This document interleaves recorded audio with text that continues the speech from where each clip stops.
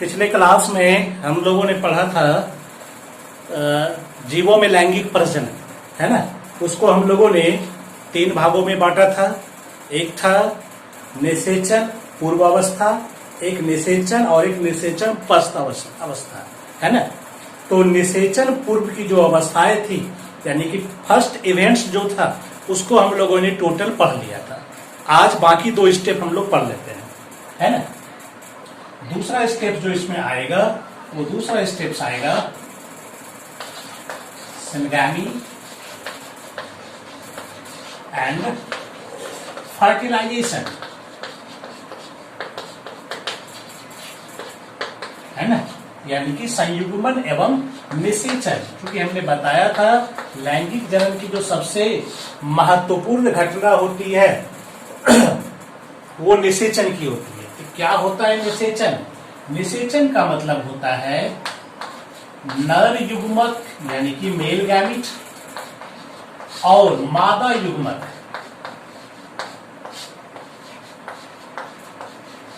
है ना। नर युग्मक और मादा युग्मक मिलकर के जब जायगोट बनाता है तो इस प्रक्रिया को ही हम लोग कहते हैं निषेचन। तो यह भी हैप्लोइड होगा, यह भी हैप्लोइड होगा, लेकिन यह क्या होगा? डिप्लोइड होगा। ठीक है, यह सबका भी मीनिंग हमने बता दिया था पिछली क्लास में। क्लियर है? तो ये है निषेचन की प्रक्रिया यानी कि फर्टिलाइजेशन की प्रक्रिया। क्लियर है? सारे जीवों में यह प्रक्रिया होती है, जिसमें कि नर युग्मक और मादा युग्मक मिलकर के जायगोट बनाते हैं, यानी मेल गैमिट और फीमेल गैमिट मिलकर के जायगोट बनाता है। यह निषेचन की जो प्रक्रिया होती है यह या तो हो सकता है कि मादा शरीर के अंदर हो, है ना। कहाँ हो? यह मादा शरीर के अंदर हो सकती है या फिर बाहर हो सकती है ना। या फिर शरीर के बाहर भी होती है। यानी 2 कंडीशन यहाँ पर तैयार हो रहा है निषेचन के लिए।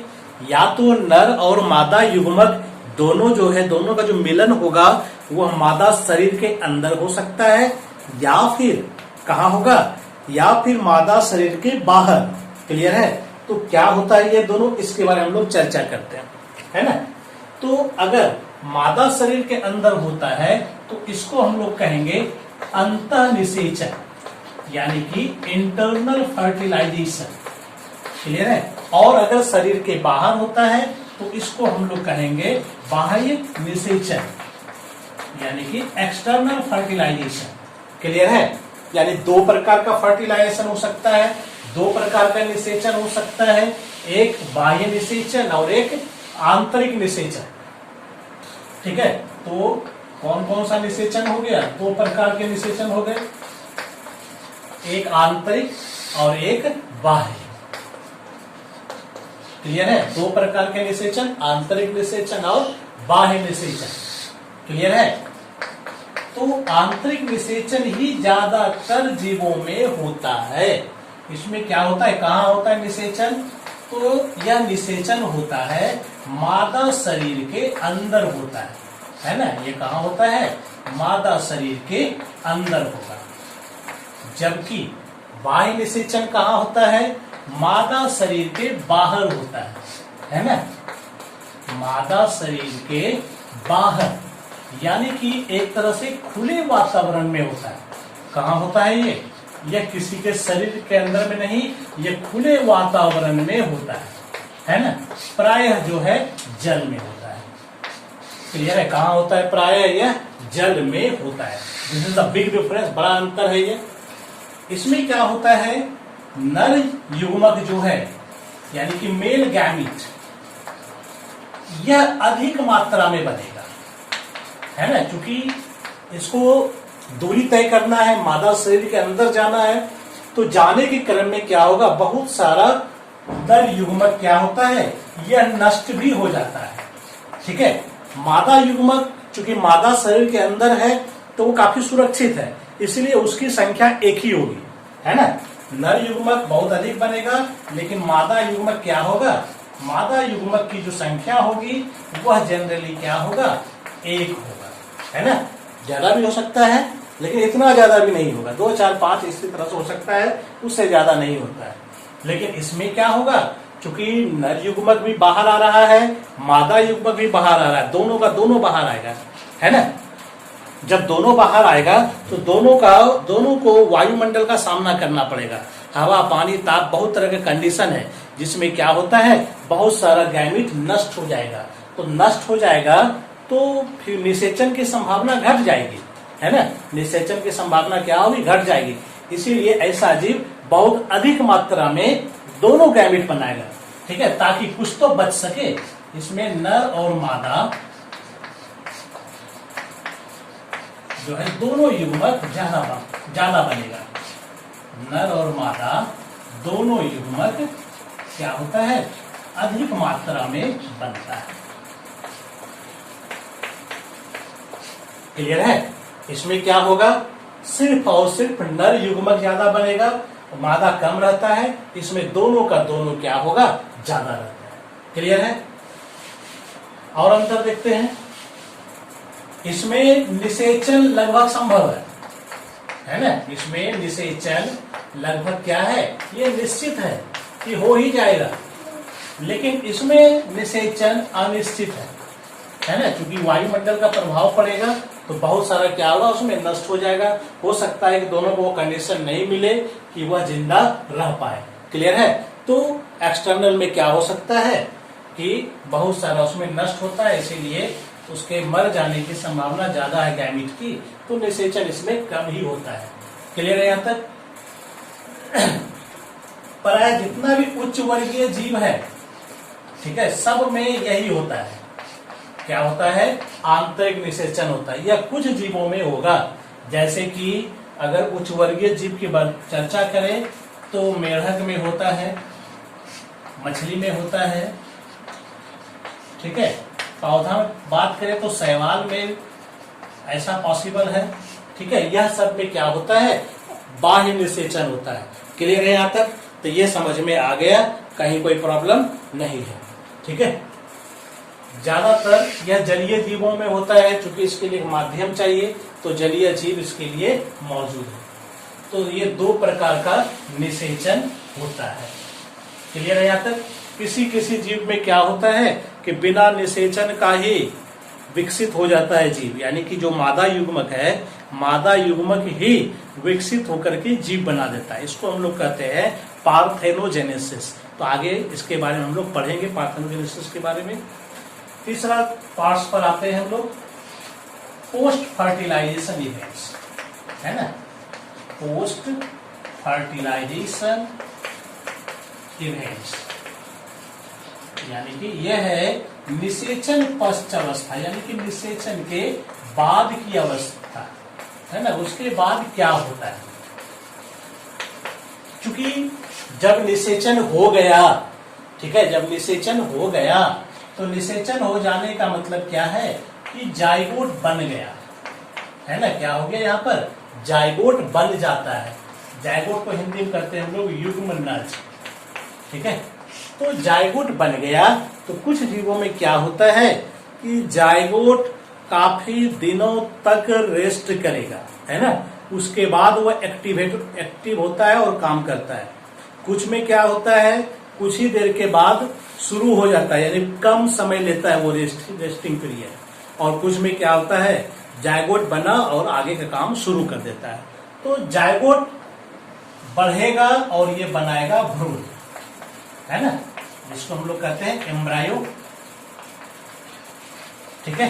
यानी कि निषेचन के बाद की अवस्था हो रही है, निषेचन में जाइगोट बना है, तो जाइगोट वृद्धि करके क्या बनाएगा, भ्रूण बनाएगा। और भ्रूण से ही तब किसी जीव का पूरा डेवलपमेंट होता है।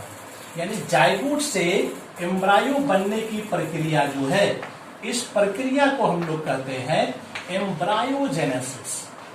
क्या कहते हैं इसको हम लोग, एम्ब्रायोजेनेसिस कहते हैं। जाइगोट से एम्ब्रायो बनने की जो प्रक्रिया है उसको हम लोग क्या कहेंगे, एम्ब्रायोजेनेसिस कहेंगे। और ये 3 स्टेप में पूरा होता है।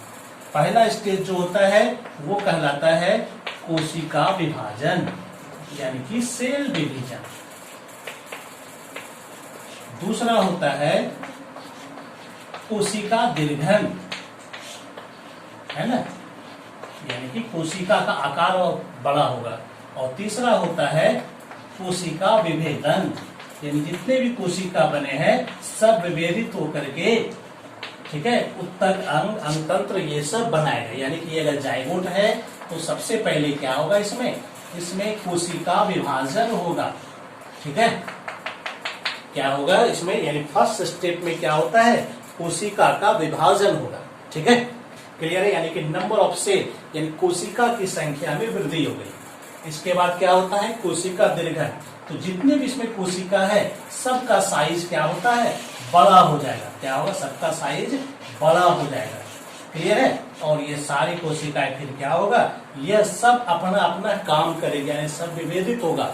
ठीक है, कोई उत्तक बनाएगा इसमें से विभेदित होकर के, कोई स्पेशल अंग बनाएगा, ये अंग जुट करके अंगतंत्र बनाएगा, और ये अंगतंत्र जुट करके सारा क्या बना देगा, जीव बना देगा। क्लियर है, तो यह जो प्रक्रिया होती है जाइगोट से एम्ब्रायो जो बनता है, तो एम्ब्रायो का जो विकास होगा, ठीक है, एम्ब्रायो का विकास कहाँ होगा, तो प्रायः माँ के गर्भाशय में होता है, यूटेरस में होता है, और उसके बाद जब विकसित हो जाता है तो फिर उसका जन्म होता है। तो कुछ जीवों में क्या होता है, जीव पूरा का पूरा विकसित होकर के जन्म लेता है। अब कुछ जीवों में क्या होता है, थोड़ा ही विकसित होता है और उसके बाद वो जन्म ले लेता है ना। तो इस आधार पर जीव को दो भागों में बांटा गया है ना। इस आधार पर जीव को दो भागों में बांटा गया है। एक कहलाता है ओविपेरस, एक कहलाता है विविपेरस, है ना। ओविपेरस का मतलब क्या हुआ, अंडा देने वाला जीव, और ये क्या हुआ, विविपेरस का मतलब बच्चा देने वाला जीव। तो दो तरह का जीव होता है। ठीक है, तो ओविपेरस का मतलब इसमें वैसे सारे जीव आएंगे जो जीव को अंडे के रूप में जन्म देता है ना। यानी कि वह क्या करता है, जीव अंडा को जन्म दे दिया, उस अंडा को फिर क्या करता है, खास करके पक्षी वगैरह जो होता है, रेप्टाइल्स ग्रुप का जो होता है, ये सब अंडा ही देता है। उस अंडा को बाहर से हीट दिया जाता है, जिसको हम लोग कहते हैं इंक्यूबेशन, इंक्यूबेट करता है, अपने बॉडी का गर्मी देता है, जो भी जानवर ऐसा करता है।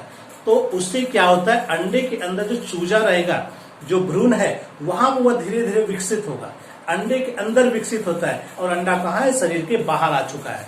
ठीक है, वह अंडा विकसित होगा अंदर में, तब जब उसमें चूजा कंप्लीट डेवलप हो जाएगा तब अंडा फूटेगा और वह जीव बाहर निकलेगा। क्लियर है, यानी कि अंडा जब दिया गया तो अंडा के अंदर बच्चा मौजूद है, लेकिन वह अल्प विकसित है, वह पूर्ण रूप से विकसित नहीं हुआ है। तो इसके लिए थोड़ा खतरा रहता है कि भाई ये अंडा है, तो अंडा में तो ज्यादा कोई मजबूती नहीं रहता है, चारों तरफ से एकमात्र एक कवच होता है जो कैल्शियम कार्बोनेट का बना होता है। इसके अंदर जो है ये एम्ब्रायो पाया जाता है, जो कि अल्प विकसित है। धीरे धीरे यह जब विकसित हो जाएगा तो यह अंडा फूटेगा और ये चूजा बाहर निकल जाएगा। क्लियर है, ऐसे ही होता है। लेकिन यह हमेशा सक्सेसफुल हो जाए ऐसा कोई जरूरी नहीं है। मौसम के प्रभाव से प्राय अंडा टूट फूट जाता है, दुश्मन उसको खा लेता है, दूसरा जानवर इसको नष्ट कर देता है। इसलिए अंडा के रूप में जो जीव जन्म देता है उसके बच्चे ज्यादा असुरक्षित होते हैं। वही विविपेरस, इसमें जीव क्या होता है, एक बच्चे के रूप में जीव को जन्म देता है ना। तो ज्यादातर स्तनधारी ग्रुप के होते हैं। इसमें बच्चे का विकास माँ के गर्भाशय में होता है। जब तक उसका पूरा विकास नहीं हो जाता है, ठीक है, जब तक उसका पूरा विकास नहीं हो जाता है तब तक उसका जन्म नहीं होता है। तो प्राय इसके अंदर जितने भी स्तनधारी ग्रुप के जीव होते हैं प्राय सब के सब क्या होता है, इसी तरह से होते हैं। तो माँ के गर्भाशय में रहता है, इसलिए पूर्ण रूप से सुरक्षित रहता है। किसी प्रकार का वायुमंडल का कोई खतरा इस पर नहीं रहता है। क्लियर है, तो स्तनधारी ग्रुप में सभी जानवर क्या होते हैं, विविपेरस होते हैं। कुछ अपवाद भले हो सकता है कि कुछ स्तनधारी ऐसा भी है जो क्या होता है कि वह विविपेरस नहीं होता, वो ओविपेरस होता है, वो अंडा देता है। जैसे कि डक बिल प्लैटिपस, ठीक है, स्पाइनी एंटीटर, है ना। तो यह सब क्या होता है, जिसको हम लोग इकाइडना कहते हैं। तो यह जीव क्या होता है कि अंडा देता है, बच्चा जन्म नहीं देता है। लेकिन बाकी जो है चाहे वह रेप्टाइल्स ग्रुप का हो या फिर बर्ड्स ग्रुप का हो, यह सब क्या होता है, ओविपेरस ही होता है। ठीक है, चमगादड़ क्या देता है, तो चमगादड़ भी विविपेरस एनिमल है, वो ओविपेरस नहीं है, उड़ता जरूर है लेकिन वो मैमेलिया ग्रुप का जीव है, इसलिए वह भी क्या होगा, बच्चा ही जन्म देता है। क्लियर है यहाँ तक? ये तो हुआ जीवों के बारे में। पेड़ पौधे के बारे में अगर देखेंगे, पुष्पीय पौधों के बारे में, तो पुष्पीय पौधों में क्या होता है कि मादा जनन अंग जो होता है कार्पेल, उसके ओव्यूल के अंदर जाके निषेचन होता है और वहीं पर उसका डेवलपमेंट होगा, यानी निषेचन के बाद वो क्या होता है, ओवरी का पूरा परिवर्तन फल में हो जाता है, उस फल के अंदर ओव्यूल का परिवर्तन जो होता है बीज में हो जाता है। क्लियर है? तो इस तरह से बीज के द्वारा फिर नया पौधा उत्पन्न होगा। तो ये पूरा का पूरा लैंगिक जनन हुआ। तो लैंगिक जनन से जो जीव उत्पन्न होता है वो अपने जनक से थोड़ा भिन्न होता है। ठीक है, और इसी भिन्नता के कारण वो बदलते हुए वायुमंडलीय परिस्थितियों में भी अच्छे से जीवित रह सकता है। क्लियर है? तो ये टॉपिक आज का हमारा क्लियर हो गया। ओके।